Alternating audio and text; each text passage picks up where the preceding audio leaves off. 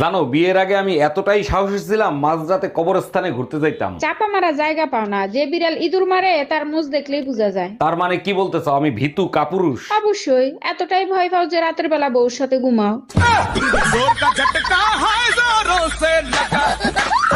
বিয়ে করে বউ হইলাম না কাজের বেটি হইলাম তাই তো বুঝলাম না। এই শুনছো, কি করো তুমি? আমার এক গ্লাস পানি দাও তো। এই শোনো, কাজের মহিলার মতন যখন কাজই করি তাহলে তুমি প্রতি মাসে আমাকে টাকা দিবা। আচ্ছা ঠিক আছে, বেতন দেবো, কিন্তু কাজ পছন্দ না হলে কিন্তু কাজের মহিলা পাল্টাবো।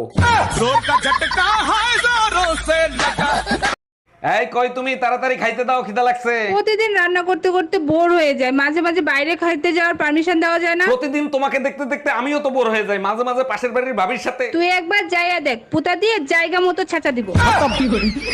Bye bye. অরুণ ভাই, আপনি বাজারে গেলে আমার জন্য একটা পাকা কাঁঠাল কিনে আইনেন তো। জি ভাবি, অবশ্যই এনে দেবো। তা কাঁঠাল ছোট আনবো না বড় আনবো? ছোট হোক বড় হোক সমস্যা নাই, বিচি যেন বড় হয়। তাইলে এক কাজ করি, গরুর হাটে চলে যাই, ওখানে বড় বড় বিচি পাওয়া যায়। এই শোনো, রাস্তায় এক দরবেশের সাথে দেখা হয়েছে। সে বলছে প্রতিদিন কালাকুত্তারে খাইতে দিলে সংসারের উন্নতি হয়। আমি ওইসব দরবেশে বিশ্বাস করি না। বিয়ের পর থেকে তো কালাকুত্তারে খাবার দিছি, কই তোমার কোনো উন্নতি হইছে? কবে খাইতে দিলা? আমি তো কোনোদিন দেখি নাই। আয়নায় তাকায় দেখো। অরুণ ভাই, শুনলাম আপনি নাকি কুরবানির গরু কিনতে যাচ্ছেন। কিনতে ঠিক যাচ্ছি না, দেখতে যাচ্ছি, যদি পছন্দ হয় তাহলে কিনে নিয়ে আসবো। আমি 10,000 দিচ্ছি, যদি ওই দামে গরু পান তাহলে আমার জন্য একটা নিয়ে আসেন। 10,000 টাকায় গরু হবে না, গরুর বিচি হইতে পারে, আনবো।